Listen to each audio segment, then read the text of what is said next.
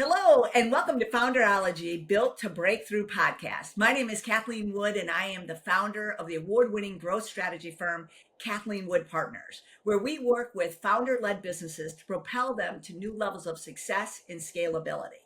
In addition to my business, I also am the founder of the Founderology Growth Summit, an innovative and exciting 2.5-day event where we bring together visionary restaurant founders to share tips, techniques, tools, and resources to accelerate themselves, their teams, and their businesses to new levels of success. And we're so excited because our next Founderology Growth Summit is going to be February 2nd through the 4th, 2026 in beautiful Austin, Texas. So mark that on your calendars today. Now, if you have not gotten to know me over these last few podcasts, please know that this continues us on our journey as I have the amazing opportunity to talk to game changers, innovators, and visionary founders who are truly building brands to break through. And today, I'm really thrilled to introduce our guest, a visionary founder who turned a deep respect for traditional, beautiful Maine lobster rolls into his personal passion and is bringing it to the world. So I'm excited to introduce our guest, Dan Beck, founder and CEO of Mason's Famous Lobsters. And Dan, I cannot, I just have to tell you, I'm a big fan of Mason's lobster rolls for many years now. So excited that everywhere I move, I still keep finding them. So congratulations on all your growth. But I am so excited to have our conversation today. So thanks for joining us. No, it's my pleasure to be here. Well, it is great to be here. Dan, I had the opportunity to learn more about your background, and I just find it just what a credible journey that you've had from where you began to where you are today. And I always like to start out Founderology with asking the founders, hey, can you share with us your origin story so we could all get a sense of how did you get the idea and, what's your vision for it today? Well, I was in full service restaurants in the Outer Banks of North Carolina, and had a child, kind of changed our lives a little, and we decided to move back to where we were from, to the DC metro area. And I thought I wanted to get into wholesale. I want to get out of the retail restaurant business, and I was doing that for a while and was really in specialty shellfish, dealing with a lot of high-end restaurants in Baltimore and Washington, D.C. But I just I wanted to get back into kind of the retail facing aspect of it. And from what I was seeing, this was, back 2010, 2011, the lobster roll fad was moving out from New England across the country. And, oftentimes these food fads, they'll go to New York and LA first, and then they go to Washington and Chicago next. And I was kind of seeing that start to happen and just wanted to get involved in it. Wow, that is great. And Dan, correct me if I'm wrong on this, but did you not name Masons after your son? I did. Yeah. Yes. So what a great tribute to him too, right? So Dan, what's your vision for Mason's lobster rolls today? Well, it's kind of moving along at the pace we wanted. Getting to right about where we are now, they say when you're around 40 stores, you're emerging concept. Actually, we're in National Restaurant News top 100 on top 100 under 100. Oh, Um, congratulations. That's oh, fantastic. Thank you. So we wanted to kind of grow organically to this point, and then possibly looking at scaling our business and taking on some strategic financial partners, and really kind of in the process of doing that currently. Got it. So Dan, you're in the wholesale shellfish, game, right? Being a seller broker of that. And then you make the decision to open up Masons. So once you get Masons open and you have it kind of running, when did you have your kind of aha moment where you're like, wow, this is really going to work? I've got Well, something here. to be honest, so I opened up on Main Street in historic Annapolis, which is kind of a busy touristy area. People were saying, why you opened up Lobster in a crab town? What are you thinking? But really, the aha moment was probably 2 weeks after we opened. I had opened, and it's a new concept. Nobody's ever heard of it. It was right around the what they call commencement week at the Naval Academy, which is graduation, and we were just doing such incredible business.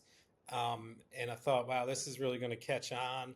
And really, from all the concepts that I've opened, this was the only one that really kind of just took off and never looked back. We were never struggling with money. So that's when I really thought, wow, this is a simple concept. It has legs, and I think it'll really work. Wow, that's fantastic. So as you've been growing and now you're up to over 40, what do you think has been like the biggest breakthrough moment you've had in your growth trajectory where you're like, okay, I got a concept that works, but now, wow, I'm expanding it. And what's been your biggest breakthrough at this point? Well, I would say from the growth point of view, it was selling the first franchise. And anybody in this space will tell you that the hardest one to sell is the first one. So to get that first franchisee on board up in Baltimore to believe in the concept, and then you start getting proof of concept then. Yeah. Dan, what made you decide to do the franchising? Because you open it up, you're doing great, sales are great. What made you just make the strategic decision to do franchising? Because that's always a choice everyone has available to them. Well, honestly, people kept coming in the store and asking if we would franchise the concept. I knew nothing about it, but I just, through happenstance, through a business associate in the food service industry, I was able to meet a franchise consultant, and we just kind of put this thing together. And at the time, I was like, "Look, I don't have a ton of money," and he was like, "Well, I believe in the concept, so I'm going to take a bet on it." And we just kind of put it together, and just really that was opened the first store in 2014, got registered to sell franchises with the Federal Trade Commission in 2016. So really, all of our growth has been in the last 9 years. Wow, that's fantastic. Congratulations. Thank What you. do you think has been one of your greatest challenges scaling the business at this point? Supply chain. Mhm. We when we're selling franchises, we were just didn't really have a strategic geographic plan. We're just kind of following our nose. So we have, one of our top stores is in Seattle, which is a long way from Maine. And we have several stores out west, and we have several markets like Seattle and Phoenix and Denver where we only have one store in the market. So that's been the biggest challenge because, in the franchise business, you really want homogeny in prices that the franchisees are paying. And so there's a lot of negotiating freight and blended rates and stuff like that. And that still takes up the lion's share of my day is the supply chain and getting everything to everybody when they need it. Yeah, because I think it's important for people to know that one of your core principles is that you're using authentic Maine lobster, right? You're not, so for you, that supply chain is so critical because you're not getting it from everywhere. You're getting it from a very specific geographical location too. So I suspect that, yeah, I can see where that would be the opportunity, obviously, as you continue to grow. Yeah, and it's more than just a lobster. Our bread is made um, specifically for us by a company in Braintree, Massachusetts. It's a classic lobster roll. It's just kind of the shape and size that we want it. Same with our soups are made by a company in Lowell, Massachusetts. Our lobster bisque and our New England clam chowder. So yeah, it's just like I said, getting all those things from that one area in the country out to the rest of the country. Yeah, for sure. What do you think has been one of the boldest or most unconventional decisions you've made since you've been growing Masons? Um, well, I think the decision to franchise was probably the boldest, I would say, just because there's so much involved in getting set up is expensive. Yeah, There's a lot of regulations, so um, you're taking a big bet on yourself. And right. if you don't sell any franchises, then all that money went to waste. So making that decision and really sinking my teeth into it, I would say was probably the boldest move we made as a company. Yeah. What can we talk a minute though also about your strategy or thought process about taking Mason's lobster rolls over to Italy too? Well, that was another. The gentleman over there, he's Italian. He's from Calabria, but he was an investment banker in Zurich, and um, they found out through just some of those DNA tests that he had long lost cousins in Maryland, and he was actually going to Warren Buffett's yearly conference in Omaha, and stopped to see his long lost cousins on the way. And they said, "Oh, we're going to take you to show you historic Annapolis," and just happened to walk into the store, loved the product, had seen some other investment bankers over there bring American concepts to the European Union, and decided that he thought this was going to be one that he wanted to do and that would really work. So it's been really exciting. And one thing that I was nervous about until I got over there was just the eating habits of Europeans compared to Americans. But quick service and fast casual is really taken off over there. Now, there's definitely a higher concentration on quality of food in Italy than the US, but they're starting to see this where people want that quick service, they want that convenience of to go food, which is kind of a new concept in the EU. And I've been to Italy several times. I don't think I've seen lobster rolls on many of the menus that I've been to. So I'm just curious how I'm sure the reception has been amazing, but how has the reception been to Masons in Italy? Because you have a couple locations there now. We do, and it's been real well. And one of our locations in Milan is via Torino, really heavy foot traffic, um, which is what we look for in the United States, but don't always find. And you find it a lot in Europe. I mean, you go down this street, it looks like Times Square all the time, and actually, it's restricted to only certain vehicles can even drive on the street. So we feel like our concept is suited for the EU from that point of view, where we're always looking for heavy foot traffic, and there's a lot more locations like that in Europe than there are in the United States. So if someone's listening right now and they're like, wow, I never thought about my concept going internationally. And I got to tell you, lobster rolls in Italy, that is quite that, again, congratulations, because that is quite a jump, right? So Thank what would be some of the key lessons you've learned by taking Masons over to Italy at this point? Well, I think the one thing I learned, we thought we were just going to take all our products and put them in a container and ship them there. And there's um, quite a few regulations about shipping food into the European Union, into the different countries. And that's really been the hardest thing, has been the supply chain to Europe. Now, we were able to find a bakery to bake our buns to spec over there. So we get those done, baked fresh daily in Milan. But I would say anybody, and I think anybody who's moved a chain restaurant to Europe would say the same thing. That's the hardest thing, is getting the product from outside the EU into the EU, because there's really quite a few regulations. Right, right. No, I think that's fantastic. And I mean, it's got to be, you've got to feel so good about being able to take your concept and see it come to life, in Italy, where it's a brand new idea, a brand new food, a brand new food category, and you're the one that's pioneering the space.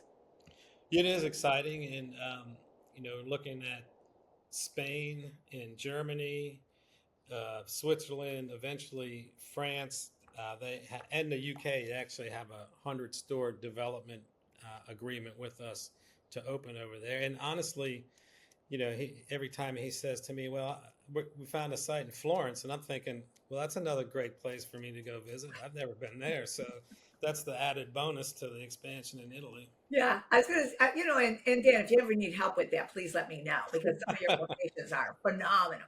have a long list of volunteers. I'm sure you do. But honestly, when people talk about it, they say, "Oh, yeah, Milan, you're fancy," and it's like, well, I was really doing the same thing there that I was here. We're in the store most of the time, working and serving customers, so we weren't out there shopping for expensive watches or anything. Taking in fashion shows. No, that's great. That is great. Dan, when you think about a founder, what do you think is one of the traits that, you as a successful founder, or that you think successful founders have in common that allow them to do what many people believe is the impossible and they make it possible? What do you think one of those key traits that you have is that kind of separates you from the rest? I would say it's perseverance and belief in yourself and the concept, especially getting it kind of from startup to the point, like I said, where you're an emerging concepts. That's going to be the hardest part. Um, because if it was like some private equity or something, there's a lot of times that they would just pull the plug and say, hey, we don't think this is going to work. So it really takes a founder who believes in their concept and wants to see it through, and not getting discouraged, because there's always tough times and hard days. Any small businessman or self-employed person will tell you that. But I think that's the biggest thing, is belief in yourself, betting on yourself, and making that happen. Yeah, and when you think about it and I think that's really great because, there are a lot of ups and downs with it, right? Like when I think about the fact that you started in 2014, you've kind of toggled Masons through some changing economies, you've toggled it through COVID, and and again, I love that perseverance because it's like, but I'm still going to keep franchising. I'm going to go to Italy. I'm going to go to all these other countries. I mean, I think that's the quintessential superpower that you have is that you keep moving it forward, no matter the circumstances, really.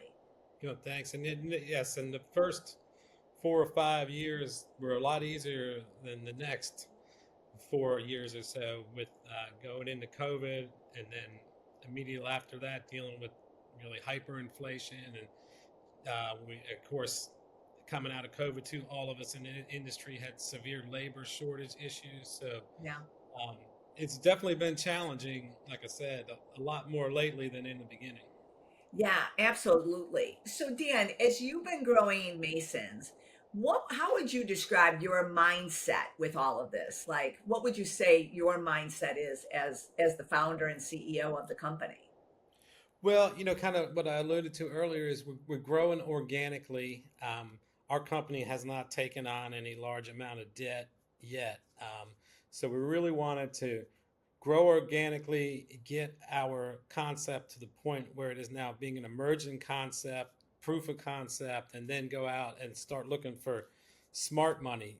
All along the way, a lot of people are coming around. I call them bottom feeders. They're just trying to look at you as a deal. Oh, you got 10 stores. We want to come in and um, take control and build this up and then dump it. So I think, like I said, it's been strategic growth, and it's been deliberate. And like I said, now we get to the point where we can go out and look for smart money. Yeah, and I'm going to ping on that for just a moment, Dan, because I think what you've really hit on a couple of very key points. One is, if everyone didn't hear it, you've grown without taking on a lot of debt. So you've grown organically. You're at 40 units and you're opening more. So it's, that's that, and you're getting recognized for how you've grown, and now you're really looking to take on smart money. And when you think about smart money, how do you define? Because I think that so many times people get so caught up in that, they say you grow for show, you make profit for dough, right? And so often people get so wound up about, well, I've got to get to 100 units as quickly as possible. And you're like, well, wait a minute, you could be burning down the house while you're trying to build it at the same time. So when you think smart money, just so that people could get a little context of that, how do you define that? Well, what we're looking at right now is a strategic partner in the industry who would help us vertically integrate the supply chain. And there would be, that there's mutual benefits. This is somebody who could, is a vendor, and they could, you know, give us a better price up front, but they would be making off money off the bottom line. Our whole concept's built on the price of lobster. And if we can get a good price of lobster, we're always more competitive than others in the market. But if we can get a good price, then our company will grow quicker and everybody benefits. So really, there's private equity out there. They're looking at businesses like mine, and they have their mindset. They're going to come in, they're going to build it up 4 times the worth, and then they're going to get rid of it. Yeah. And I'm really kind of looking at more of a strategic partnership and someone who can grow with us. Yeah, no, I love that. One of the reasons why we do the Founderology Growth Summit is because of my core belief and Net World Media's core belief in our partnership that, founders are the backbone of our industry. And we need to continue to do whatever we can to support founders staying founders, because we don't want, because that's where a lot of the innovation comes. That's where a lot of the drive comes. That's where a lot of the motivation and the inspiration comes. So I love this is nothing against, we have wonderful PE partners too, but I really love this idea of founders staying a founder, in, driving their business forward, but doing it with great partners that make a lot of sense. So thanks for sharing that. I appreciate that. Sure. Dan, when you think about, you've been franchising, you're going international, is there anything else that along the way that you made the strategic decision that said, we're going to do this because this is going to help us grow to a new level?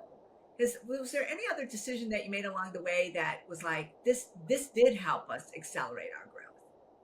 Well, I kind of grow back to the franchising.